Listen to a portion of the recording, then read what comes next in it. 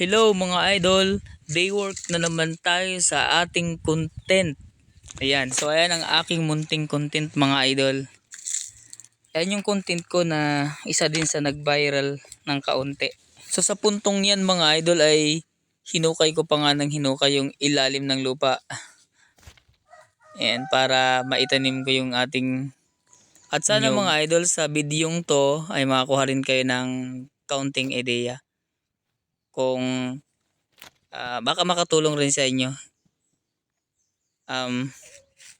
Ginagawa ko to mga idol itong ganitong voice over, yung actual acting sa mga ganitong video na baka sakaling kayo naman magko-content kayo, makakuha kayo ng makatulong rin naman sa inyo kahit papaano, kahit kaunti.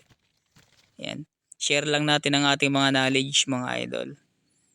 Kahit busy tayo, kahit marami tayong ginagawa, ayan. So, pasensya na kayo mga idol kung minsan hindi na ako nakakapag voice over sa dami ng aking trabaho.